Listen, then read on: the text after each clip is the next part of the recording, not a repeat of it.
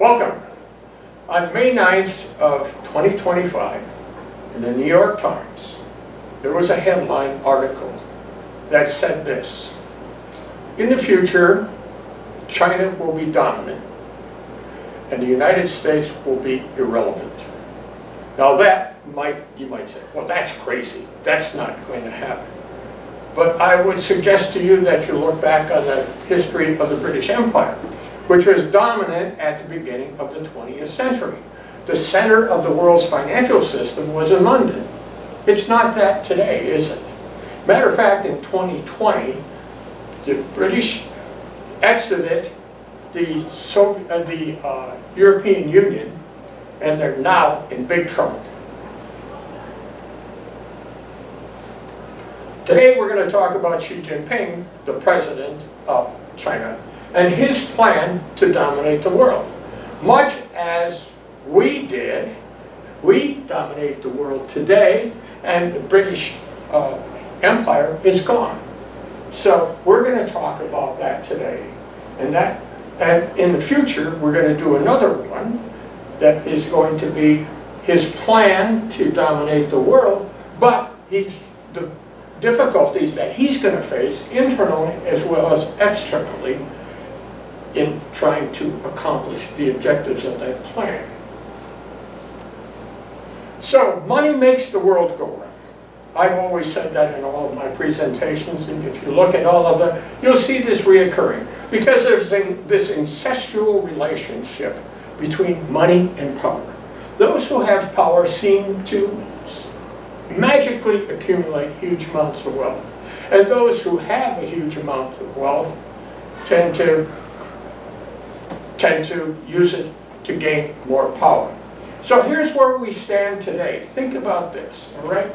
Today, the United States accounts for 26% of the world's economy. China, 17%. Think about that. Between the two of us, my math is relatively good here. Between the two of us, these two people, these two countries that are combatants, account for 43% of the world's total economy. And if you put in the Soviet Union, the economy of which is equivalent to that of China, you have 60% of the world's total economy. In other words, the world is dependent upon how well these two, and certainly all three of them, do. If they fail, the world fails. The world changes. Everything changes. We're changing. I'm changing as I stand here. I'm shedding dead cells and hopefully growing new ones. I'm aging, so there are more. I'm shedding more probably than I'm growing. But that notwithstanding, even as I'm talking today, the world is changing. So we can't be sitting here thinking, well, that's not going to happen. Because all these things that we're talking about happen. And Isaac Asimov wrote this a long time ago. And it is as pertinent today as it was then, probably 50 years ago. And he said it's change, continuing change, inevitable change, right? That is the dominant factor in society today. He wrote that 50 years ago. It's still true today. No sensible decision can be made any longer without taking into account not only the world as it is, but the world as it will be. And that's what we're talking about today. And that's what that guy wrote in the New York Times when he said China is going to be dominant and the United States in the future is going to be irrelevant. That's what he was talking about. After the Second World War, actually the First World War, if you recall your history, the First World War was from 1914 to 1918.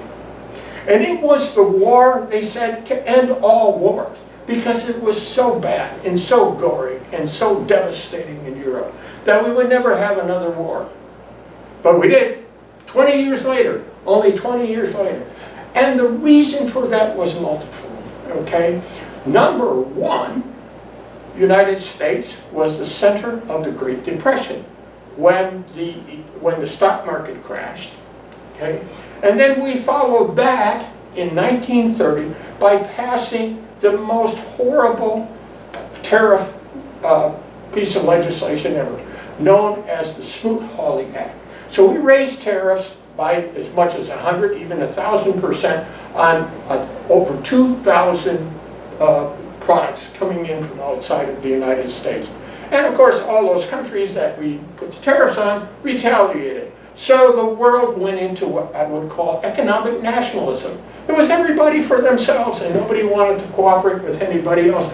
And while we were doing that, because of World War I, the world decided to punish Germany with outrageous reparations from which they could never dig themselves out of. So they went through a terrible economic time. People were starving, and that presented the opportunity for an Austrian house painter, rebellious guy by the name of Adolf Hitler, to take control of the country.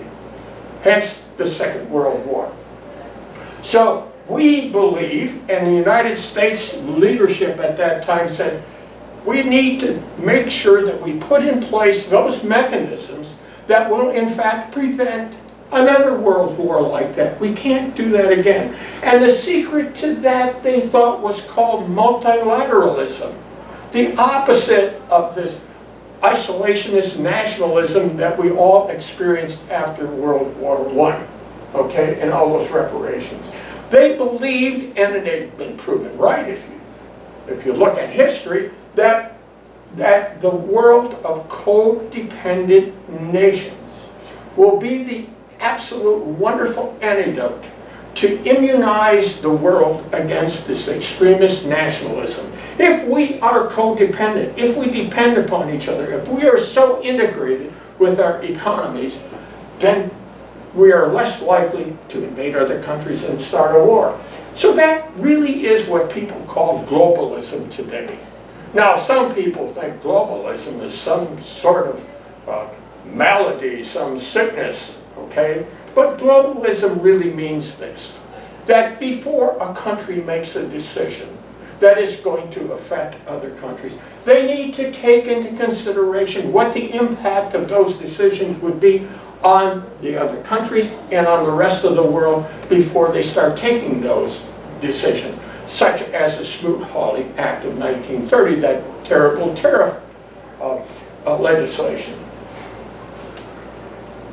So we put in place these mechanisms that hopefully will insulate the world from this extreme nationalism, bringing us together, multilateralism. Now, it had its origin in 1920 when President Woodrow Wilson lobbied the world after the First World War to prevent the Second World War by creating what he called the League of Nations.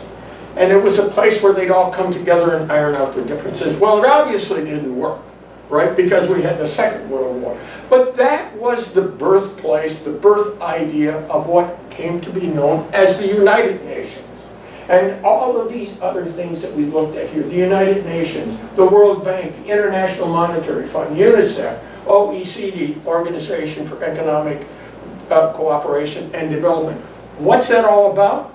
It was to integrate all of our economies and our politics as much as we could as an insurance policy to the extent that you could create one against ultranationalism. And the real important thing here is that it was the United States that led this.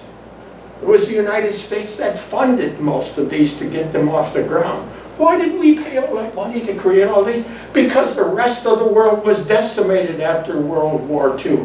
There was no other industrial complex left in the world that hadn't been bombed out other than in the United States. So we were the wealthiest country, and we decided that we would rebuild and help rebuild the world and put these instruments in place to try and ensure that we wouldn't have a third world war. And did it help? Yes, it did. We haven't had it, have we? During this period, though, after the Second World War, as a result of settling the peace at the end of the Second World War, the United Nations at that time acceded to Soviet Union all those lands that it had conquered and beaten the Nazis on after the Nazis invaded the Soviet Union. So the Soviet Union was formed with what was called the Warsaw Pact, about 15 countries, and they built an Iron Curtain. There was basically a military wall that walled off Eastern Europe from the rest of the world. And they were successful in creating nuclear weapons. So we had a bipolar world then. We had the United States, the good guys, we thought, and those terrible, terrible communists behind the Soviet Union who had nuclear bombs.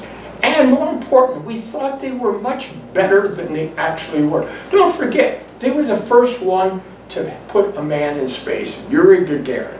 And they were the first country to put a satellite in space, and we had to catch up. And we assumed that the entire Soviet Union was like that. It was very modern and it was very progressive.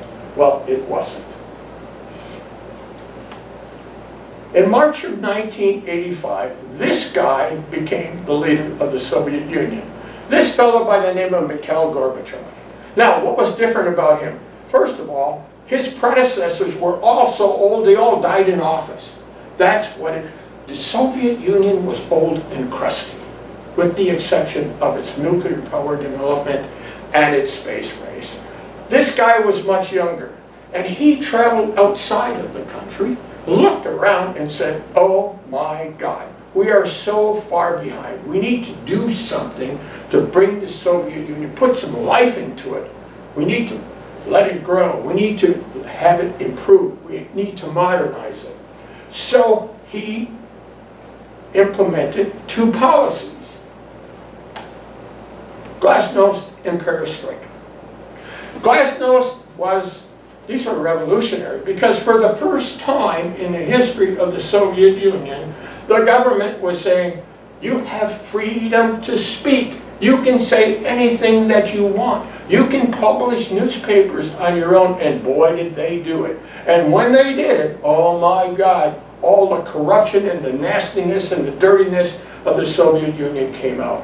At the same time, he introduced this thing called Perestroika.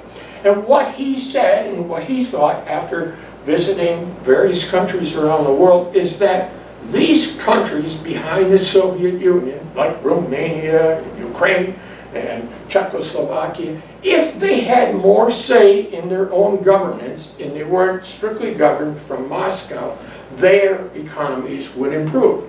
So it was a restructuring of the formation of the Soviet Union. Well, these people who were running these countries said, oh yeah, we love this new freedom. So they, like people did in the 1970s and 1980s, made a run for the border, like customers of Taco Bell did. And they all ran for the border, the Iron Curtain border, and they declared independence.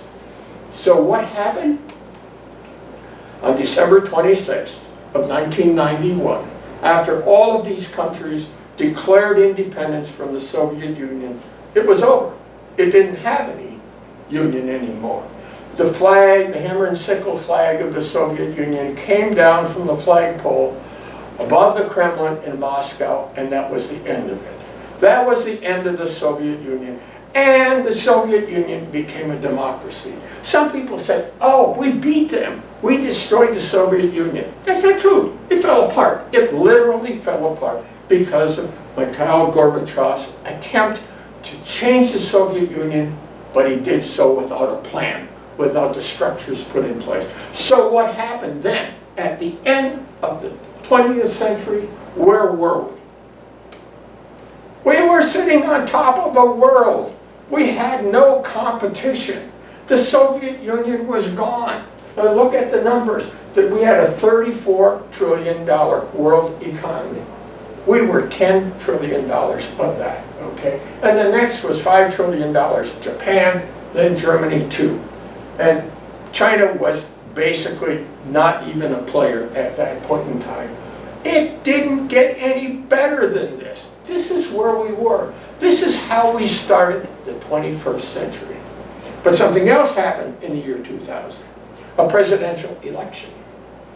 And presidential election had two competitors. Right? Oh, let's back up just a little bit to the decade of the 1990s. which was a phenomenal decade. It was the best decade in the history of the United States. Why? Because we had 10 consecutive years of positive economic growth. We created 14.5 million new full-time jobs. Okay? And for 4 consecutive years, 1998, 1999, 2000, and 2001, the federal government did not go further in debt. As a matter of fact, it had surpluses in 4 of those years. It was so dynamic that in 2001, the Congressional Budget Office of the Congress issued a 70-page paper that was extremely analytical. And it said this. It said that if we don't change, if we stay on the same track that we've been on for the last decade into the next century, what will happen is by the year 2006, we will have retired the national debt held by the public, and 10 years from now, they did this in 2001, by 2011, we will not only not have a national debt, but we will have trillions of dollars in what you might call a rainy day fund. We won't have any problems, by the way, with funding Social Security or Medicare or Medicaid or anything else that would happen. Well, one of those people who was running for Congress said, yes, that's what we're going to do. We are going to stick to the plan. We're going to put this money in a lockbox, if you will, a wealth fund. And the other guy said, no, we can't do that. The fact that we have all these surpluses means that the federal government is taking too much of your money in taxes. That's not fair. And if they continue doing that, the government will just waste it anyway. So what we need to do is to cut taxes. So that guy won. Well, actually, the Supreme Court helped him win. You know, the hanging chads in Florida. But anyway, he became president. And what did he do? The first thing they did in office was to cut taxes. They passed the tax cut bill in 2001. Okay? And then in 2001, on 9/11, of course, we had this disastrous thing called 9/11, where terrorists flew planes into the World Trade Center as well as the US Pentagon. And as a result of that, we basically went to war with Afghanistan, and we stayed there for 20 years. And that cost a lot of money. And then in 2003, we decided, what? Why not have another tax cut? You know, in the first 2 world wars that we were involved in, we raised taxes to help pay for the war. In this case, we decided to cut taxes, all right? So we now had 2 tax cuts, and then we invaded, guess what, Iraq. And we stayed there for 8.5 years and ran all this out. So, and then as we were going along, we changed administrations, and at the end of that administration of that first president in the 21st century, we had a banking meltdown. Started here in the United States. The Great Recession of 2008, which ran up our debt even more, and we collapsed the banking system around the world. And if we hadn't had a change in the leadership of the Federal Reserve at that time, we would have had a depression worse than the Great Depression. Fortunately, the right guy came along, we applied the right medicine, and we started digging our way out of that financial hole. And then what happened? COVID came along, and back we went. And so that's what we did in the first quarter of this century. So think about that. What will they say about us? What will our children and grandchildren say about us? They're going to say we didn't do very well in the first quarter of the 21st century, are they? They're not going to say that. We didn't do well in the first quarter. But we still have 3/4 of the 21st century to do the right thing. But anyway, as we ended the 20th century, we were the world's hegemon. Hegemony means dominance, okay? So as we ended that century, we had economic dominance, we had diplomatic dominance, and we had military dominance, and we had no competitor because the Soviet Union was gone. So what does that mean? What did that give us? It gave us a lot of things, okay? First of all, we had the dominating economy. Today, we are 26% of the world's entire economy. And that continues to put us in a dominant position in all of those organizations those multilateral organizations that create the international rules. So we're dominant there. World trade. 88% of all the world trade, international trade, is done in US dollars. So the dollar is dominant. And the banking industries around the world are dependent upon the stability of the dollar. And what does that do? Because everybody is so dependent upon the dollar and they need the dollar is strong. And what does that mean? That means it has strength against the other currencies in the world, which means the United States buys products cheaper than any other country in the world can from other nations. So what that means is that most people don't realize this, but we have the lowest cost of living in the United States of any developed country because of these things. Oh, and the other thing, because of our economy, because of our strength, because of the strength of the dollar, because of the continued economic growth, we can borrow money cheaper than any other country in the world because U.S. Treasury bonds are good as gold. And why? Because they're based upon the good faith and credit of the United States. And I would add, because of the political stability that has characterized this nation since the end of World War II. Okay? But there's a danger to all this. The danger is this. The world is dependent upon us today. It is totally dependent upon how well we manage our economy and how well we maintain the civility and the political structure of our country. If, in fact, we fail, or if, in fact, a challenger comes and begins to erode the world's confidence in us, then our hegemony can be threatened and the world is in great danger. But at the end of COVID, here's where we were. This is the Economist magazine, which is published in England and is widely respected around the world, did a special series on the United States and what happened as a result of COVID. How did we emerge from COVID? And this is what they said. The American economy has left other rich countries in the dust. The United States was strengthening alliances coming out of that, boosting breakthroughs in artificial intelligence and other technologies, and was enjoying a booming economy with record low unemployment, record high stock markets, and I would add to that, declining inflation. Less inflation in the United States than in any other developed country in the world.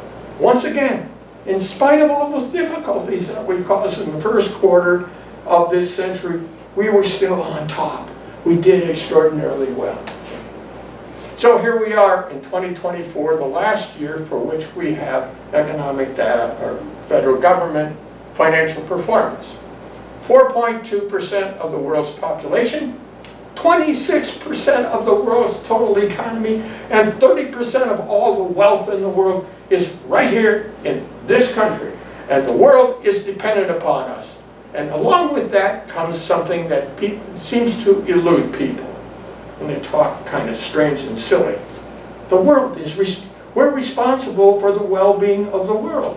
When you have that much of the world, you are responsible for the well-being of the world and all those 8 billion people who are out there. Well, while all this was happening, along comes this country called China. It is definitely not another Soviet Union, because as you know, the Soviet Union was made up of all these countries that, when given some freedom, made a run for the border. This is one country. This is a monolith. Here it is, right here.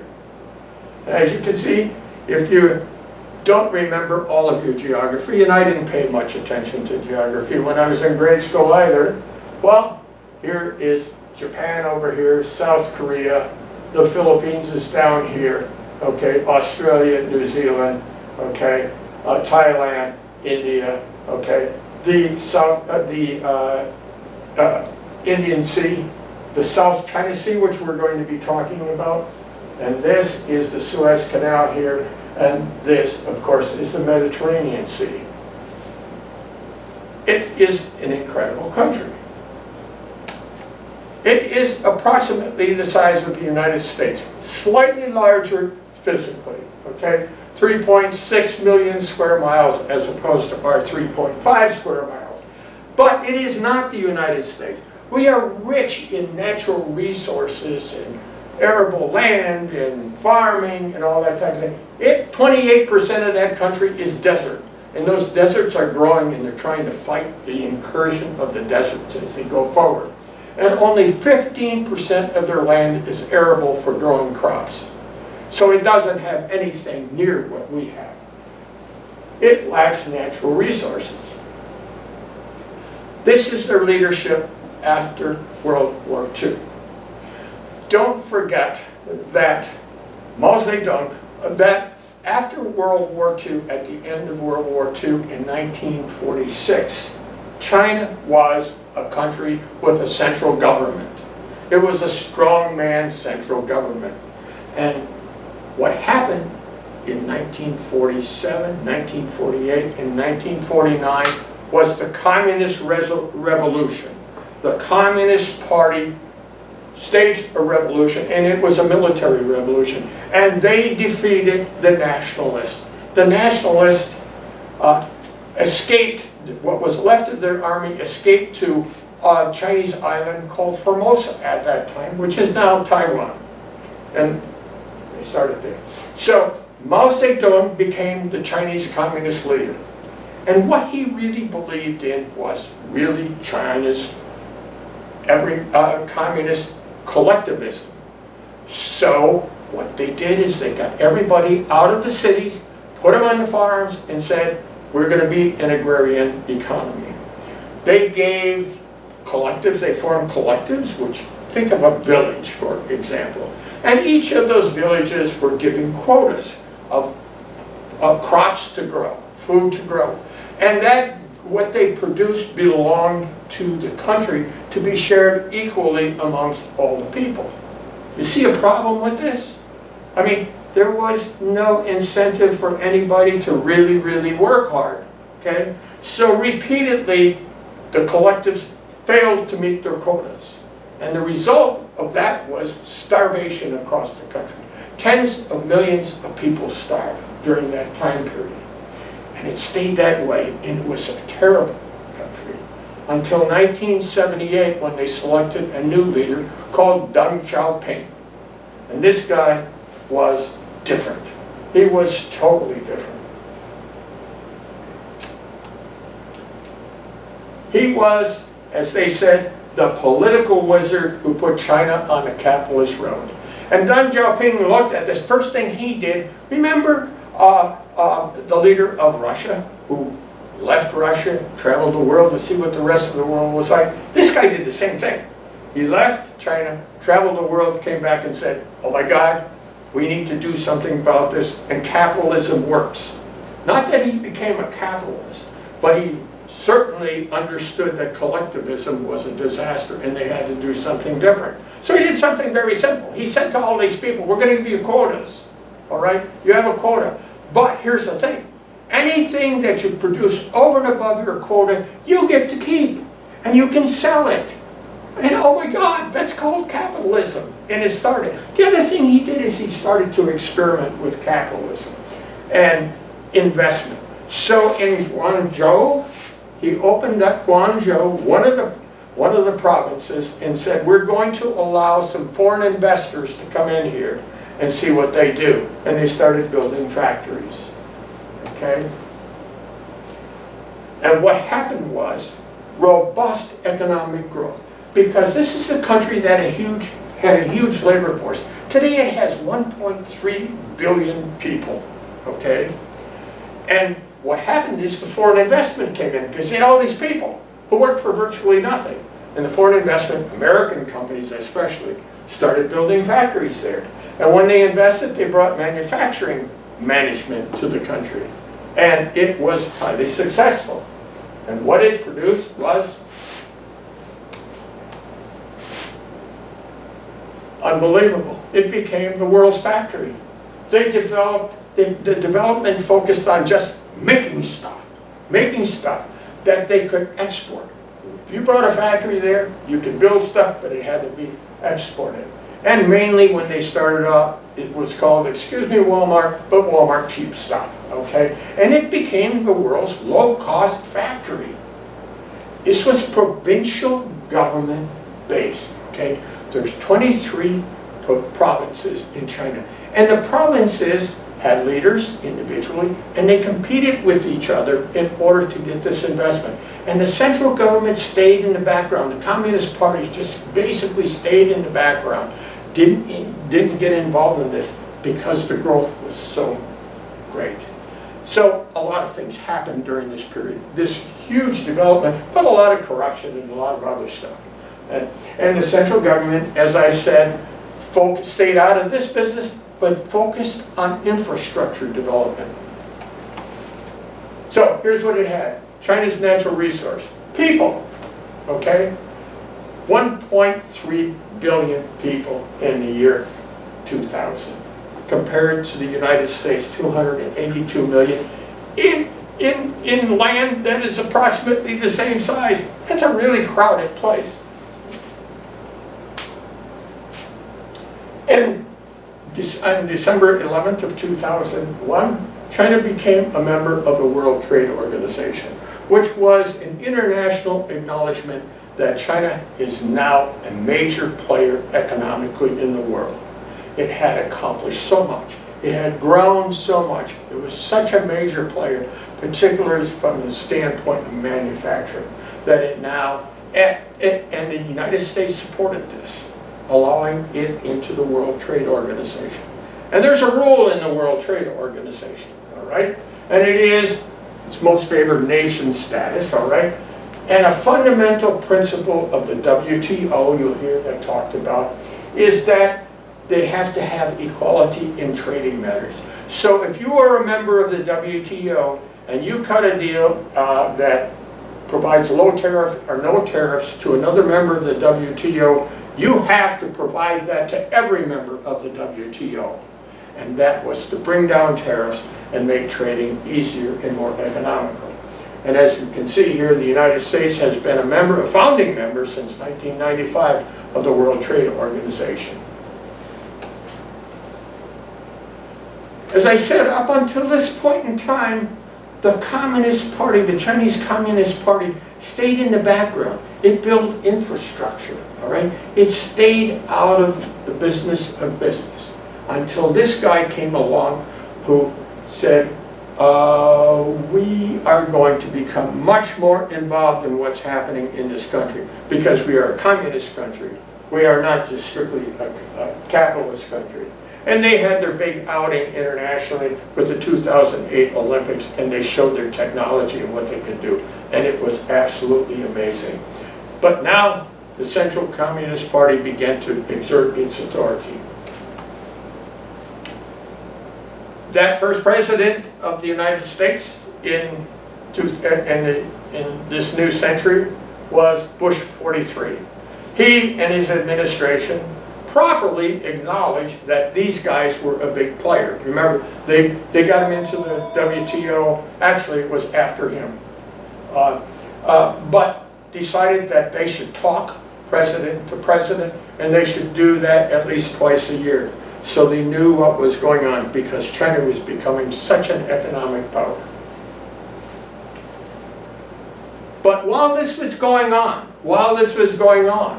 the people in the Chinese Communist Party did an assessment of what the future looked like. Even way back then, they were looking at where are we going to go and how are we going to reposition ourselves relative to the United States. And they believed that America was in the process of economic and military decline. Why? Because they saw what I was talking about in the first 24 years of this century. We really screwed up a lot of things, didn't do them well.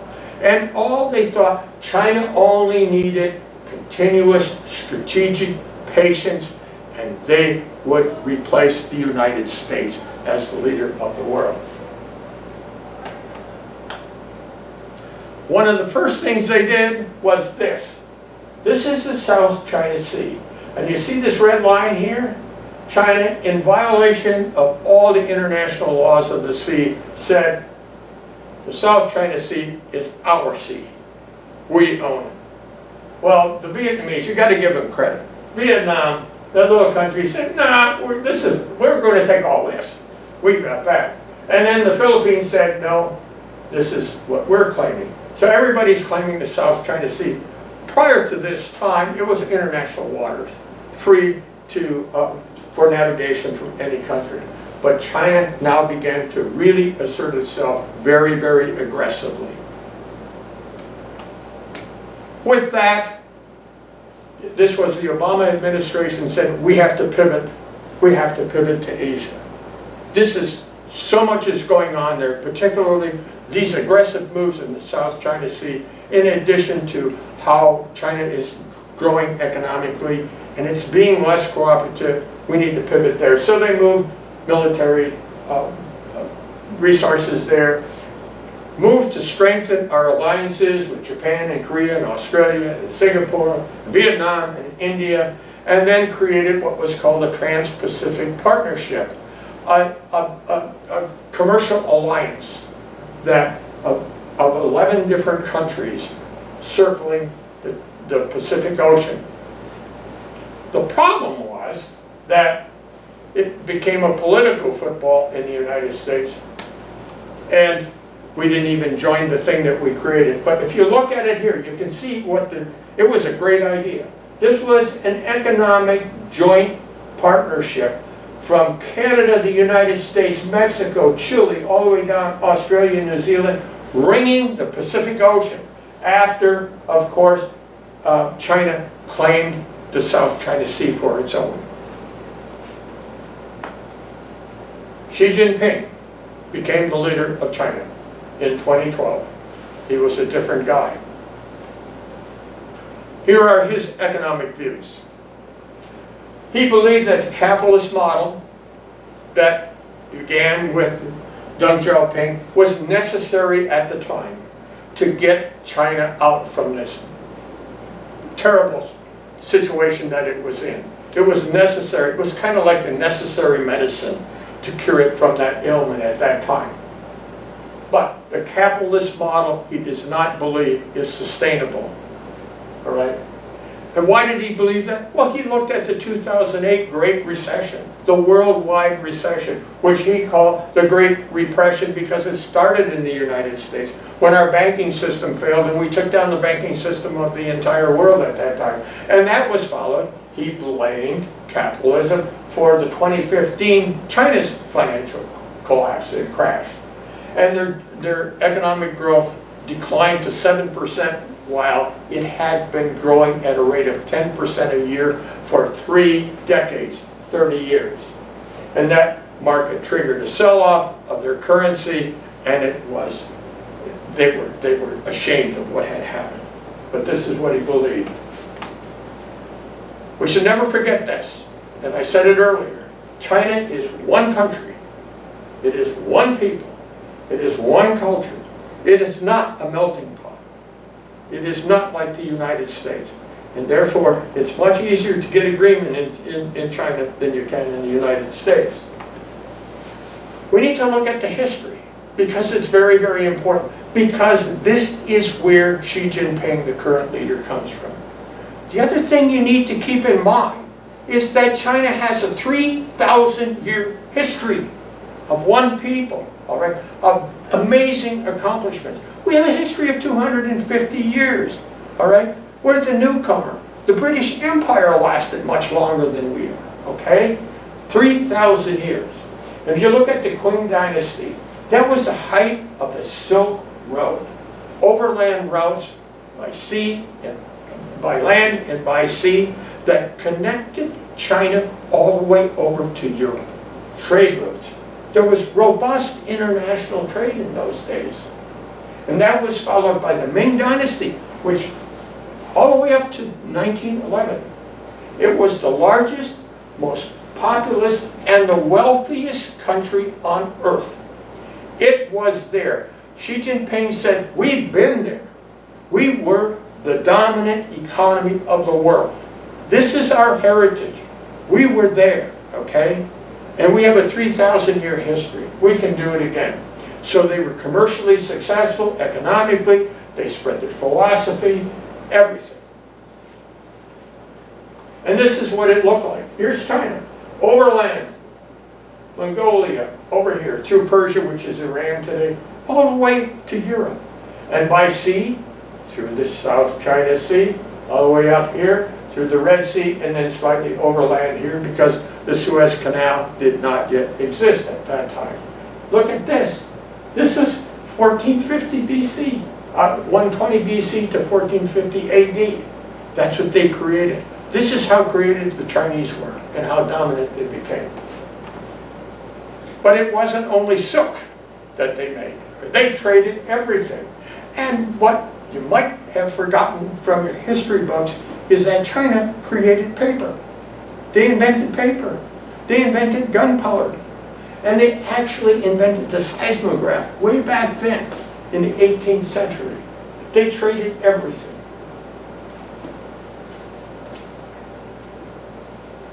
But then what they call today the century of humiliation. This wonderful country that dominated the world was humiliated. There was a sharp decline in power of that Qing dynasty, all right? And the Western powers began to invade and start to divide up China, particularly the British. They had the Opium Wars and they were defeated repeatedly by the British. And the British took territorial occupation, especially all the ports. Hong Kong was one of those places, right? And then there were independence movements in Tibet and Mongolia and Xinjiang, all right? And it was, and then came the humiliating subjugation of this people by the Japanese during the Second World War. And the atrocities were unbelievable. And they have never forgotten that. So that's the century of humiliation that they have, Xi Jinping said, will never occur again. So this guy is different. This guy is much different than his predecessors. He's confident, he's self-assured, he's instinctively assertive. And by the way, his daughter is a Harvard graduate, would you believe? That just came up recently, right? But the unifying principle is that China is Chinese. Its culture, it's Chinese culture, it's Chinese race, it's Chinese 3,000-year history. It is ultra-nationalist. And this is what a fellow who, Kevin Rudd, who wrote a book in 2022 entitled The Avoidable War. Kevin Rudd was the Prime Minister of Australia. He was born and raised in China. He's a China expert, and today he is also Australia's ambassador to the United Nations. It's a really good book, you ought to read it. But he said this: the Chinese people, whatever their politics, feel a collective pride about the return of China to its central place in the global order in history, one commensurate with its civilizational longevity, its cultural depth, and sheer size. It believes that it belongs at the top of the world because it had been there before, and it can get there again. And of course, capitalism is not durable. He's a believer in that Chinese exceptionalism. He refuses to accept China's place as America's junior partner, which he believes we're treating him as, and China as. He is determined to restore China's rightful place as the leader of the world. That's what this is all about. He says this is the Chinese dream. The rejuvenation of the Chinese nation has been the greatest dream of the Chinese people forever.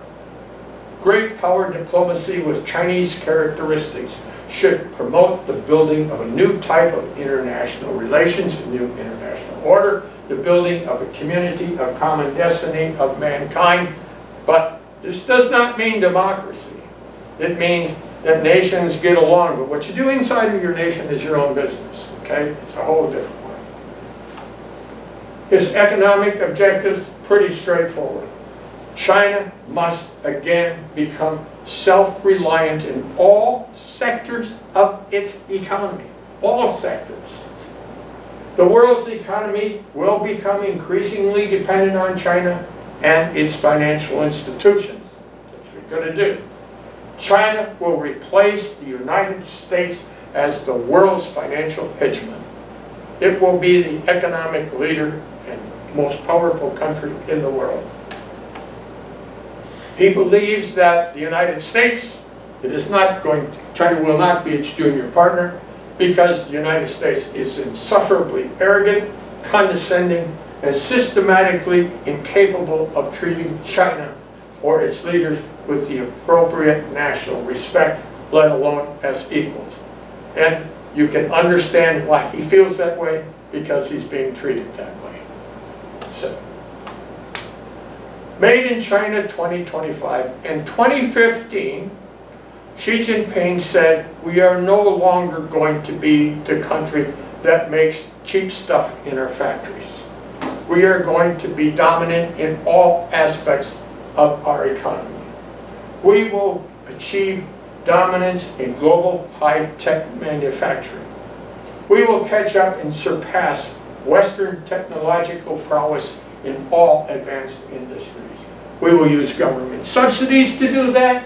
We will mobilize state-owned enterprises. We will create our own companies to do it. And we will pursue intellectual property acquisitions. And they said we will do it any way we need to do it.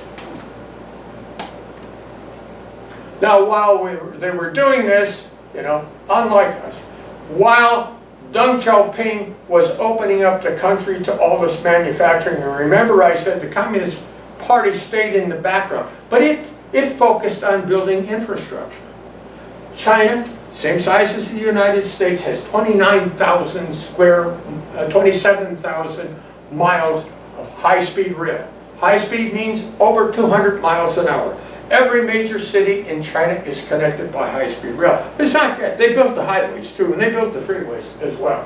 Okay? And they can move people. And that's one of their strengths that they're taking to the international markets. By the way, they also have 2 space stations, 2 manned space stations out there with the International Space Station, which most people aren't aware of. And they are creating a world network of space communications.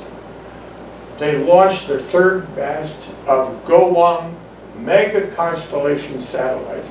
Eventually, they will have 13,000 low-orbit satellites, all right, that will produce a global communications network that will probably be better and more efficient and dominate Elon Musk's Starlink network, which they want to do.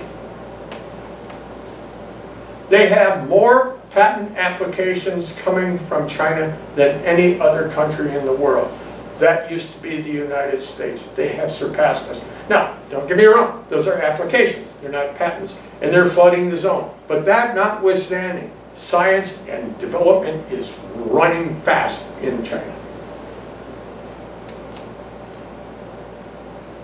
This is information from an organization called the Information Technology and Innovation Foundation, the Hamilton Center for Industrial Strategy. They issued this in January of last year. They said, wake up, America. China is overtaking the United States in innovation capacity.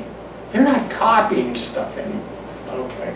China is evolving from an imitator to an innovator. They are leading the world in supercomputers and, of course, high-speed rail. China's potential for innovation threatens the market share of the United States and the allied nations in high-value-added advanced industries. In 2010, they assessed that China's innovation and advanced industry capabilities were equal to about 78% of what they were in the United States. Today, they're saying they are 139% of the United States, far exceeding us. In robotics, it's unbelievable. China's secret weapon in this trade war that we've got with tariffs is its factory robots, powered by artificial intelligence, that have revolutionized their manufacturing. Their factories are now more automated in China than in the United States, Germany, or Japan. For every 10,000 factory workers, they have more robots than all the other countries in the world other than South Korea and Singapore. China's factories will be able to keep the price of many of its exports lower when attacked with these tariffs, giving it an advantage in fighting the trade war with our current president.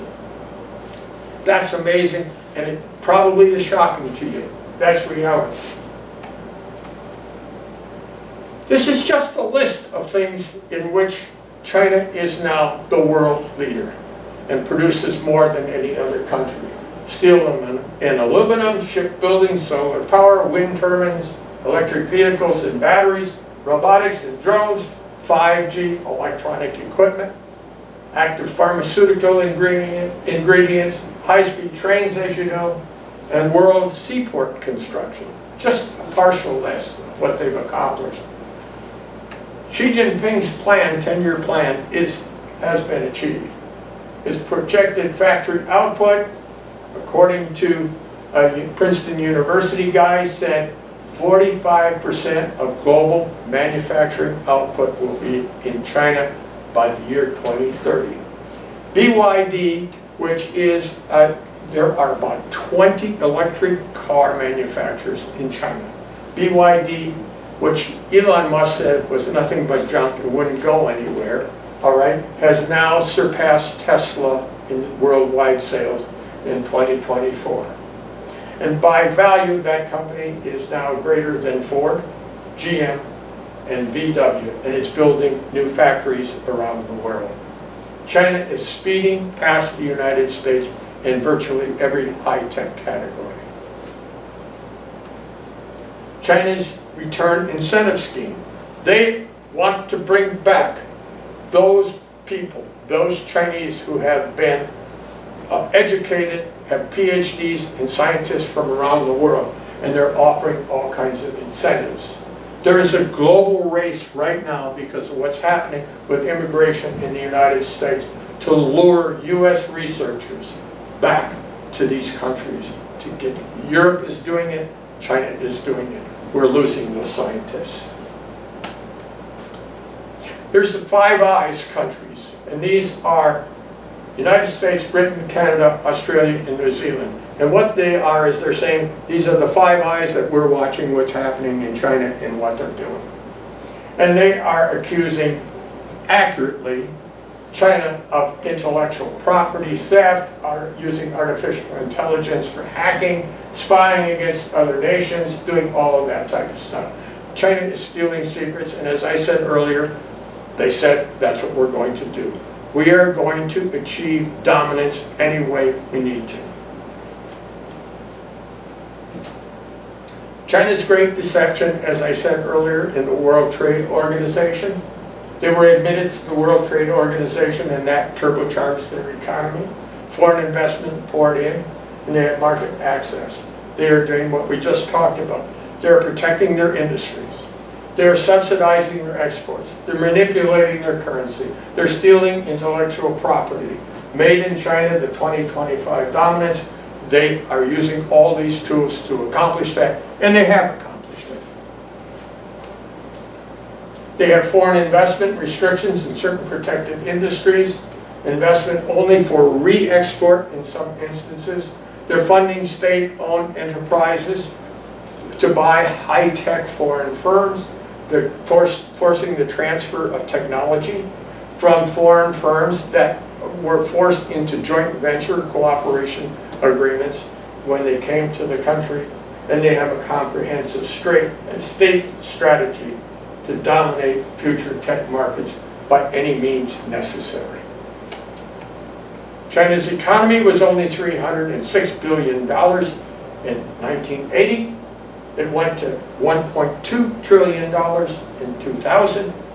and today it is $18.3 trillion. Where is it going? You can see here. This is from 1980 to 2025. As you can see here, when they were just beginning and making, just getting the factories going, just starting, and they really started taking off here, all right? And so look what they've accomplished. They are obviously number 2 in the world. As we said, the two of us account for 43% of the world's economy. We're at $29 trillion. They're at $18 trillion. So that was from that period of time. Last year, their economy grew at 5%, okay?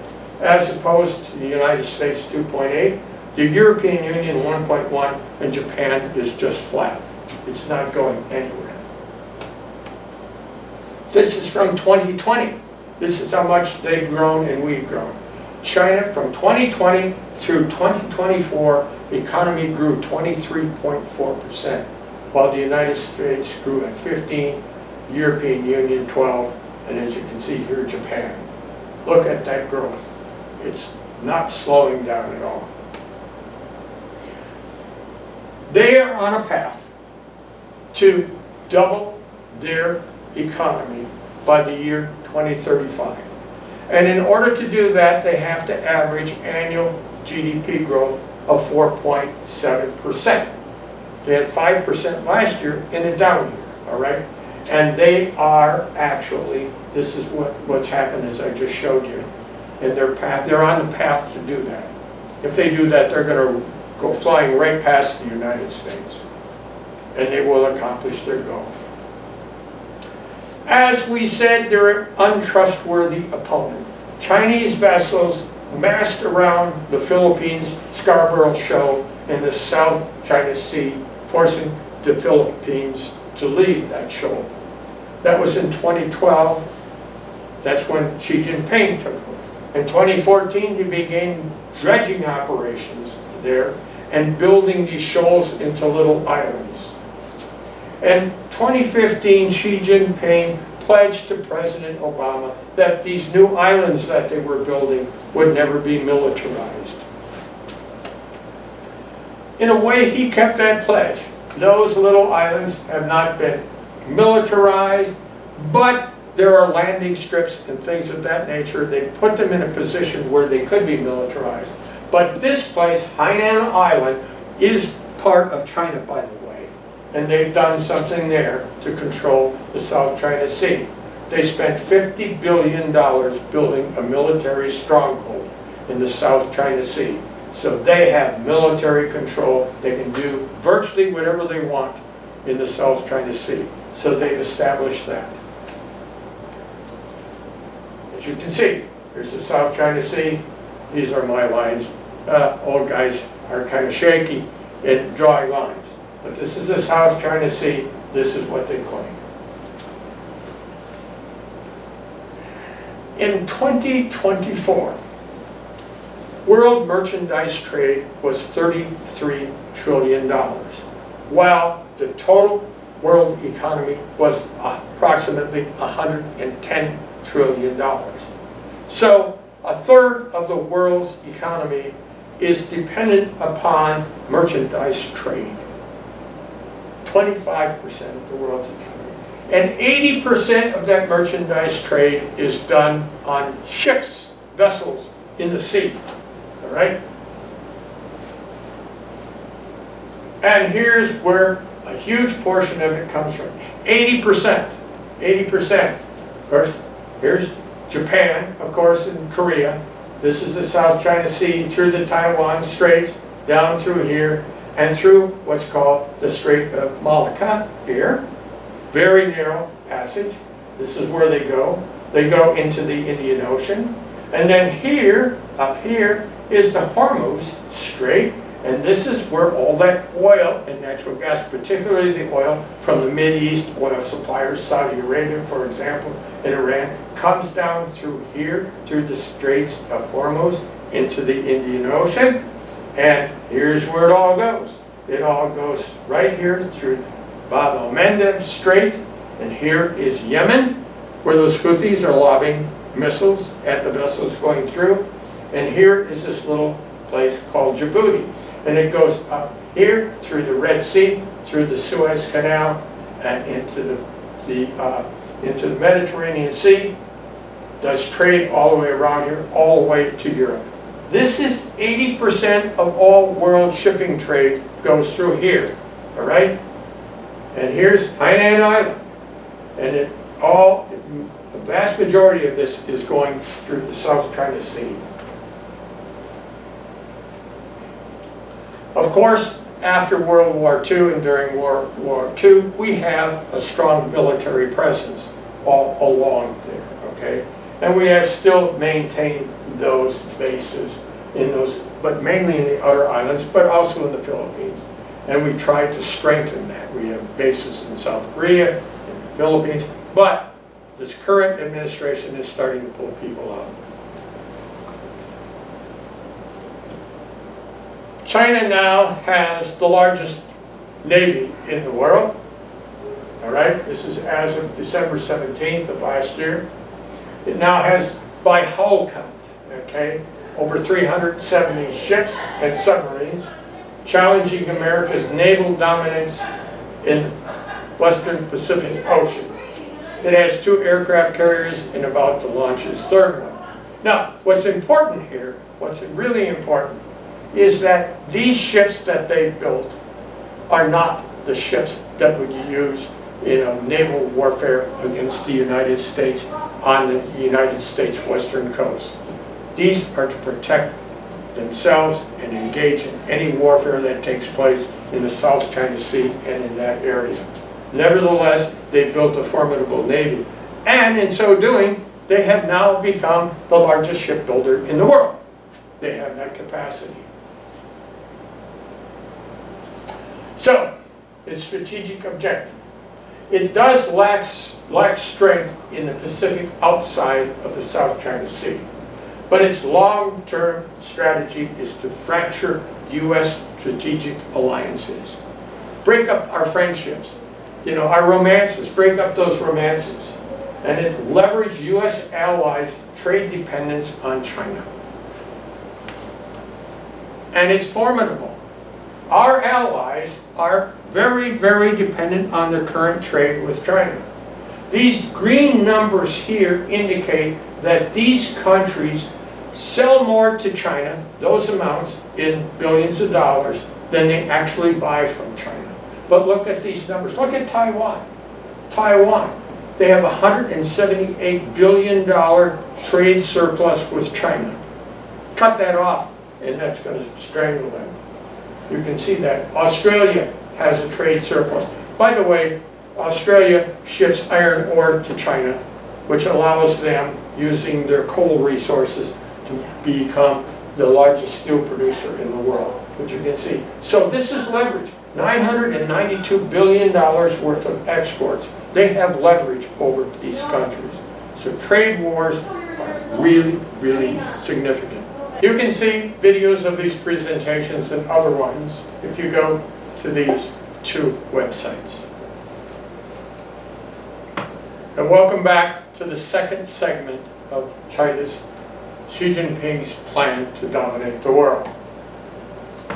So, here's the BRI. What is the BRI? Okay, it has nothing to do with your bodily functions. Okay, nothing whatsoever. What it is a recreation of the original Silk Road. It's reviving that. That's what they have done, and that's what they're doing. One over land, one by sea, connecting Central Asia, the Middle East, and Europe, creating new markets for the overcapacity that they have created in China, improving relationships with all those countries along the route, building cultural and political relationships, and establishing the People's Republic of China's credentials as a major geopolitical, economic, and political force challenging the United States. That's what this is all about. And they're doing it, and they have been at it. And this is what it looks like today. It's very much similar to the old Silk Road, except now they have pipelines for moving natural gas and oil. This is by land and this is by sea, the old routes, as you can see. And now it's going all the way up here to the Mediterranean. They have recreated it. It's absolutely done, okay? And they have said that they have 151 countries that have signed up to be participants in building the new Silk Road, the Belt and Road Initiative.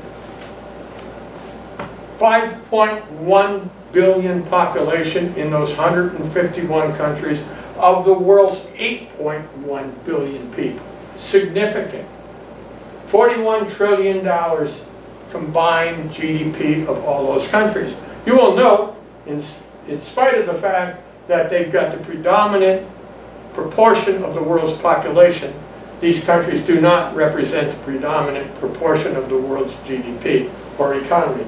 Nevertheless, $2.8 trillion worth of trade between those countries that have signed up and China, and $1 trillion in total investment outside of China in building the BRI, the Belt and Road Initiative. This was what happened. They have 27,000 miles, as I said earlier, of high-speed rail in China. They have taken that technology and they're building high-speed rail and railroads around the world. This is one of the most significant things that they're doing in the Belt and Road in building it. Railroads, highways, and seaports. The orange part are the rail contracts that they have around the world, and the gray part in each one of these countries are other transportation investments that are being made in every one of these countries, as you can see. Even in the United States, China Railroad Rolling Stock Corporation has already signed contracts with transit agencies in Boston, Los Angeles, Philadelphia, and Chicago to supply them with new rail cars. But as you can see, the 151 countries, it is not just a dream, it is taking place. Billions, Australia, $3.85 billion in rail and other billions in other transportation facilities. You can see all of these countries, all right? These are the value of their transportation projects around the world from 2013 to 2019. This is really going strong. An aid data report published last year, Harboring Global Ambitions, tracked 123 projects financed by China's state-owned entities that involve the construction or expansion of 78 deep water ports in 46 countries from the year 2000 to the year 2021. Deep water ports. Here's what they've done in Europe. World's second largest market. Total GDP, US $29 trillion, European Union $19 trillion. BRI greatly increases its access to investment funding for these countries in Europe. And those countries in Europe are now, because of our actions in the United States, are not nearly as hostile to China as they are to the United States today, particularly those countries in Eastern Europe. And you can see they have not penetrated Western Europe countries with any significance thus far. But you can see here, these are large Belt and Road Initiative projects in Europe, European countries. Most of these are in the former Soviet Union countries, as you can see, with the exception of Turkey, of course, and there's Russia. But it's still significant. They're making inroads. Look at the number of projects, huge number. In Africa, this is where they're really making inroads. And I would say, as you're going to see pretty soon, in South America. In Africa, Huawei, which is their telecommunications company, if you will, will continue to deepen its cooperation with its partners throughout Africa with its 5G technology. Huawei is bringing modern communication to Africa like nobody else has even attempted to do. And they're smart, because that's where the rare earth minerals are, it's wealth and natural resources.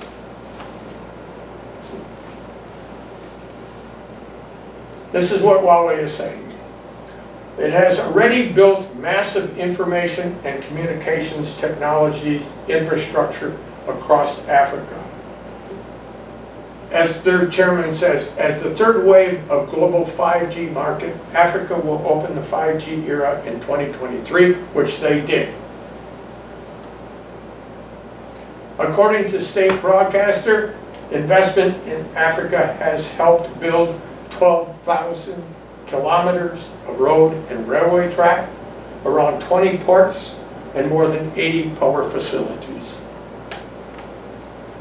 This gives you an idea of where they're doing it, and they're also in other countries that are not listed there. But these are huge investments in billions of dollars, okay? Right here is railway, and here are other transportation modes. This is Kenya's railway. They did this. Connects the capital of Nairobi to the port city of Mombasa. Changed the journey time from 10 hours to 4. That's what they did. In the Indian Ocean, and this is really, really significant, folks. Take a look at this. After China established its first permanent overseas base, as we talked about before, $50 billion in Djibouti, it developed East African countries a multi-purpose port, major port, the entrance to the Red Sea, okay, very important, $590 billion, and it's a military base. Right here, right here. It controls, Djibouti is right here. This is the control point, the stricture that would prevent all of 80% of the world's shipping trade from entering the Red Sea and going to the Mediterranean. Okay? So this is really critical, the Indian Ocean. Look at the ports that have been built in the Belt and Road. All of these ports have been built. They're not owned by China, but they were built by China. And lots of these countries are deeply in debt to China because of the amount of investment in each of these. So when they can't make their payments, China takes over ownership. This is the Indian Ocean. Once again, 80% of the world's shipping traffic goes through the Indian Ocean. These are all ports that have been built by China on their Belt and Road Initiative. In the Mideast, in Southeast Asia, same story. Pakistan, Malaysia, Iran, Saudi Arabia, Singapore, Indonesia, Thailand. Rail, interior, other billions, much of it in ports and highways. This is Indonesia, building high-speed rail in Indonesia. Unbelievable. Latin America, this is really, really important.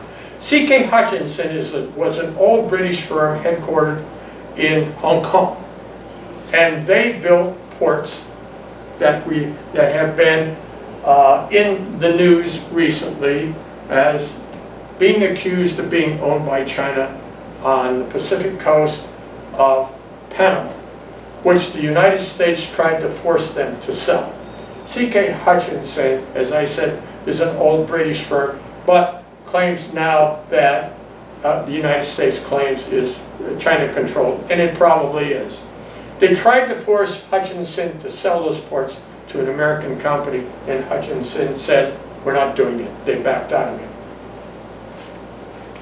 But here is more than meets the eye. China's port stake in Latin America. These are ports that they've been involved in building, right here, okay? This is the Bahamas over here, but you can see all around here. And another one is really, really important. The next one we're going to talk about is Peru. The largest port in South America is now under construction and is nearly complete. This is really, really, really significant. Cutting the shipping time from Peru to China to 23 days, decreasing their shipping costs by 20%. Why is that important? Let's look at the next slide. This Chanpe port is another example of their coordinated strategy to pair transport access to natural resource in a way that ensures China's own strategic growth.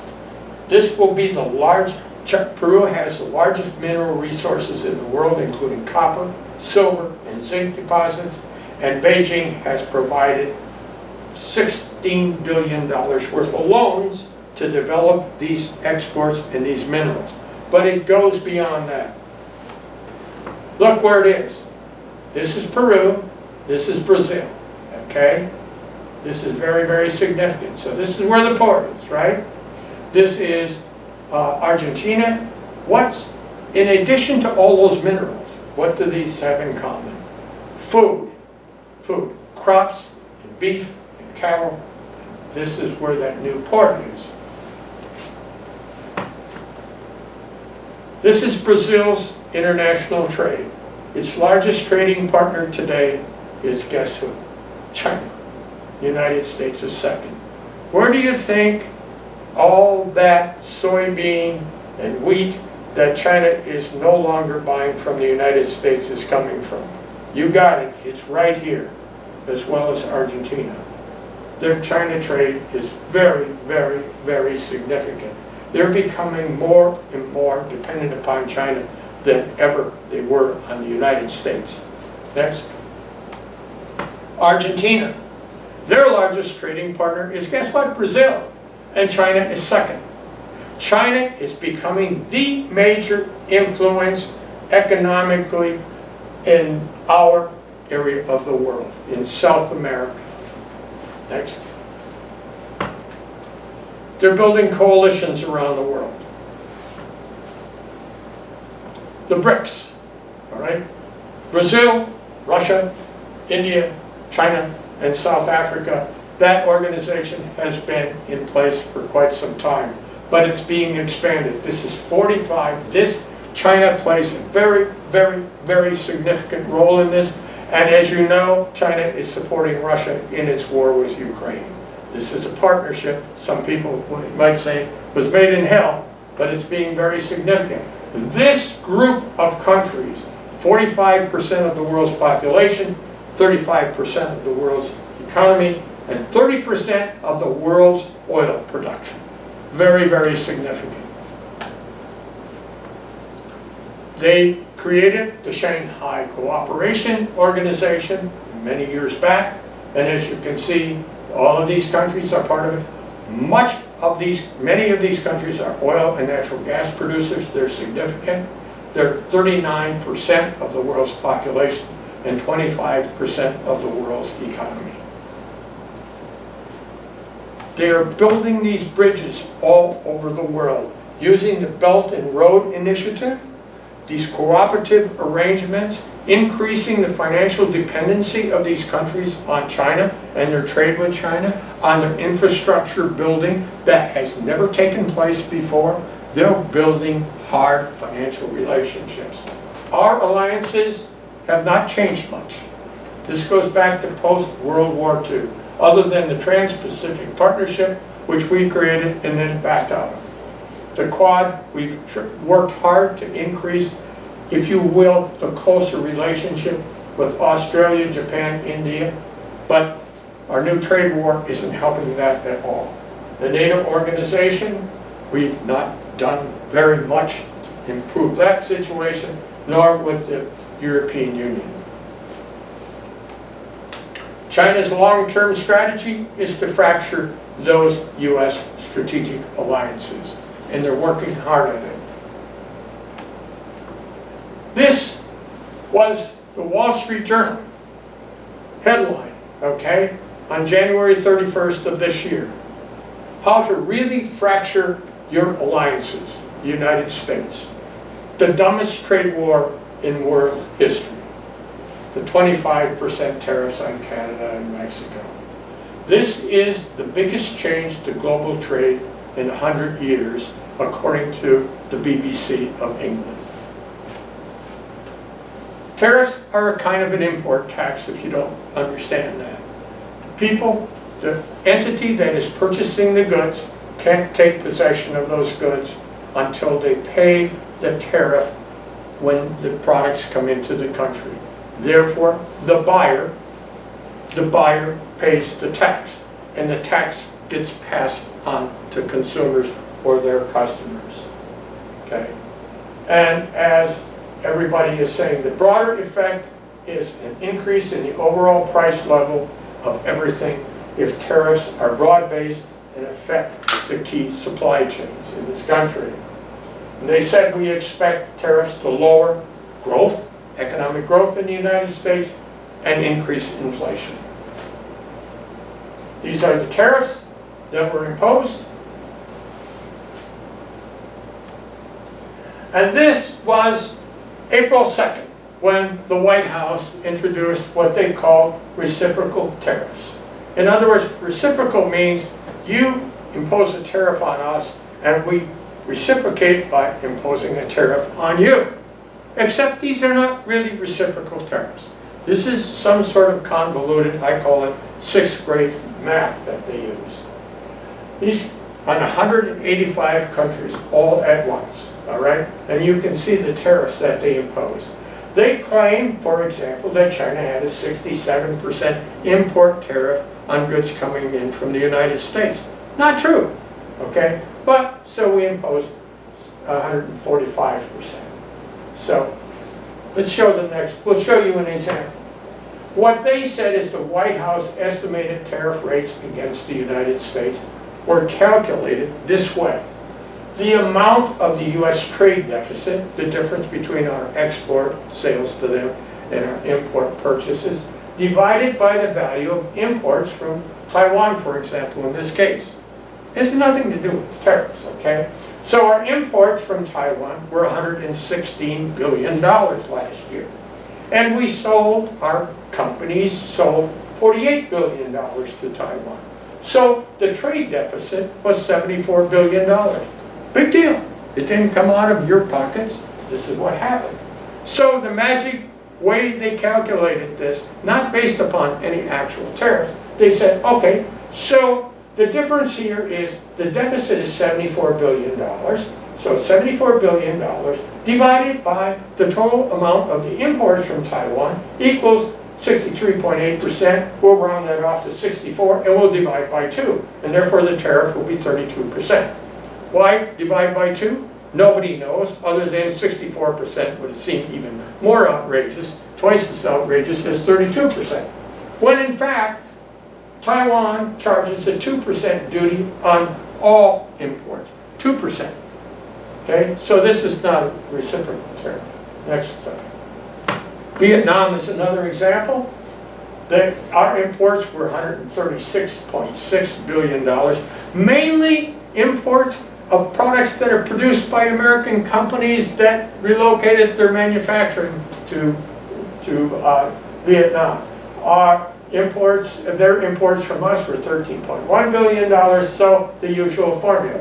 So $123.5 billion, this amount, divided by this amount is 94.2%, right? So, we'll make it, well, divide it by 2 and make it, round it off at 46%. These are so arbitrary, it's unbelievable. A little country in South Africa, all right?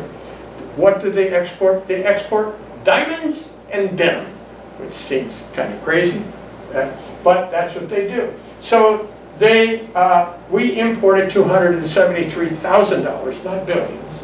We exported to them 38.8, all right? So what we ended up with is they have a 50% tariff against them. It makes no sense whatsoever, and it didn't then, and it doesn't now. These just show some of these places in China's major trading area, its closest friends. where we are trying, like the Philippines, for example, Vietnam, okay? These are the countries where we've imposed all these outrageous duties. Even in our friends in Australia, unbelievable, in New Zealand, in South Korea, 25%. Trade between China, Japan, and South Korea now stands at $800 billion. These are our closest friends, Japan and South Korea. And the three countries together account for 25% of the world's economy. So they have a comprehensive regional economic partnership, and that took effect in 2022. In this context, Trump's tariffs are likely to deepen the participation of Japan and South Korea in regional economic integration. And who are they doing that with? China. And this is, as we know, this is history. On April 9th, we had a global economic meltdown as a result of these outrageous tariffs. And the China Ministry of Commerce responded to the tariffs by declaring it would fight to the end in the renewed trade war. China in recent weeks has raised duties on imports, as you see here, up to 145%. And this is what Xi Jinping said: the Chinese people will never allow foreign forces to bully, oppress, or enslave us. Whoever nurses delusions of doing that will crack their heads and spill blood on the Great Wall of Steel, which is the Great Wall of China. In other words, if you think we're backing down, you're crazy. We are not going to back down. China imposes, as a result of this, rare earth minerals export restrictions. They impose these export restrictions on 7 rare earth elements and magnets used in, guess what? Defense, energy, and the automotive sectors in the United States. China has a 100% monopoly on these 7, okay? They process them there. These are crucial to U.S. defense, F-35 fighter jets, submarines, Tomahawk missiles, radar systems, Predator unmanned aerial vehicles, and joint direct attack munitions series known as smart bombs. Really brilliant, all right? China also supplies us with many other critical products, such as 24% of our active pharmaceutical ingredients that are used to make drugs in the United States, 12% of our pain and anti-inflammatory drugs, 45% of our cardiovascular drugs, 75% of our vitamins, 30% of our cold and cough medicines, and now all of these are subject to 145% tariffs, which the president just recently reduced to only 30%, probably in response to this. There is cheap goods sold on Shine and Temu, which many people are aware of. You can buy these products directly from the Chinese manufacturers. And you can do that because there is a thing called a de minimis exception, which means the transactions are too small to go through all the rigmarole and the red tape of the normal imports. So they came in import-free, as long as they were less than $800, and that expired. So the current administration changed that. Businesses will either have to pay 120% tariff or a flat $100 fee per postal item. And that fee will increase to 200% on June 1st. So there's no rock left unturned by this administration. Boeing CEO said China has stopped taking planes, which is a major supplier of aircraft, and they actually returned a couple of planes that were not quite completed because they finished the planes in China after they're shipped there. U.S. and China agreed to temporarily slash the tariffs in a bid to defuse the trade war. Well, we brought them down to 30%. But that was initiated by the United States. It was not China bowing down. This is what it looked like. This is what the tariffs did. April 9th, 145%. We're down now to 30% tariffs on China. Next. China retaliated, as you know, went all the way up to here to 125%. And when our president announced that we were reducing our tariff down to 30%, they reduced their tariff to 10%. But only after we reduced ours. Next.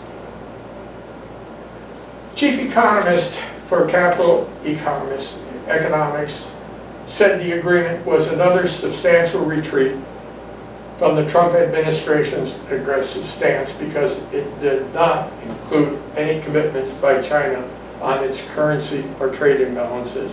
We got no concessions from China to stop doing many of the things that we listed in the first part of this session, okay? There was no guarantee that a 90-day truce would give way to a lasting agreement. So these are our tariffs today as they stand on all of our trading partners, most of which these tariffs never existed before April 2nd of this year. This is what we're doing to our relationships internationally. And these are just more of them. Everybody gets a minimum of 10%, regardless, like Taiwan, that had a 2% tariff duty, they get 10%. China says it doesn't need U.S. grain or Brazil soybeans as soybeans pour in. In other words, China's grain supply is unaffected by the loss of U.S. grain. They're finding other places to get the stuff that we've imposed these on. Brazil is very happy with all this, and they have a regional agreement that is going to prosper as a result of the new port and prosper as a result of U.S. Tariffs on China, because China is now buying more and more and more from South America in these countries.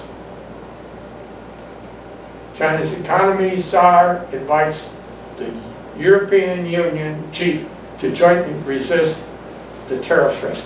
You remember when we looked at where they were building in Europe, where China was investing in Europe, none of those investments were in the Western European countries, but now they are courting them very aggressively. The European Union has said to our administration, we'll retaliate because you impose these, and we'll retaliate when we're ready, okay? They said, we don't really do knee-jerk reactions, but we will build our case and we will retaliate. We're not going to roll over. China, South Korea, and Japan agreed to strengthen their free trade relationship. These are our friends, these two. Next. While all this is taking place, China has reduced its holdings of U.S. Treasury bonds. As you can see, from $1.1 trillion all the way down here to a little over $700 billion. So it has been dumping, I guess you wouldn't say dumping, it has been significantly reducing its investment in U.S. Treasury bonds. And what has happened? Other countries are doing the same thing, and other investors are doing the same thing. Just recently, the Treasury held another sale of bonds, and it was very, very disappointed in the price that it got for them, because the yield is going up. In other words, the yield is the difference between what people are willing to buy them for and what the face value is. And they're willing to pay less and less for U.S. Treasury bonds as a result of that, which means the yields go up, or the interest, if you will. And that drives U.S. interest rates as well. Tariffs are expected to weaken the dollar as our economy slows. What does that mean? Remember what we talked about in the first segment? The strength of the dollar enables the United States to buy products overseas cheaper than any other country. If the dollar weakens, it takes more dollars to buy the same amount. that basically is inflationary, folks. It costs us more to buy this stuff. So as our economy slows, the dollar weakens because of all this trade nonsense, it's costing us more, even before the tariffs hit. This is what's happened to the US dollar. The graph of the US dollar losing 10.6% from January 13 to April 21 of this year. It's lost over 10% of its value. Higher inflations means lower bond prices. Lower bond prices means higher interest rates for all of us. US stocks are still off from where they were before this, and despite this recent rebound, the stock market has lost $7 trillion in value since this trade war started. I'm going back to where we were before, and we're going to wrap this up this way. And remember that our hegemony was dependent upon our dominating economy, which is now probably in decline, okay? And because we had that strong economy, we were the leader of the world, and we were the leader of all of these organizations, all right? The dollar's dominance was pervasive throughout the world, and that enabled us to buy cheaper because of the strength of the dollar, and that enabled us to have stronger purchasing power because of the strength of our economy and our dollar. Our borrowing power, we were able to borrow cheaper. I just showed you that we're not able to borrow as cheap as we would before because of what's taking place. And the world's dependence on the stability and the predictability of the United States and its economy is going down. It's beginning to be down. We have a fragile global financial situation today. China's analysts believe that America is in the process of economic and military decline. You heard me say that before. What's happening now is tending to prove that they were right. And they believe that China only needs continuous strategic patience to become the world's hegemon, or the leader of the world. This is something called Thucydides' trap. And this happens, and it's a danger that has been pointed out by several educators, if you will. In other words, war becomes a most likely action throughout history. This is based upon history. When the hegemony of the dominant power is threatened by the rise of a growing power, the United States being threatened by China. The structural stress between the powers makes a violent clash between the two the rule rather than the exception. And that is one of the dangers. That economic warfare will turn into physical warfare. And we hope that won't happen, obviously. Thank you for watching this video. I wish it was ending on a happier note. But please go to the websites. I think we've got it up here again. Did it again. There they are. Go to these websites for more of these presentations, or if you want to watch this again with your friends. Thank you.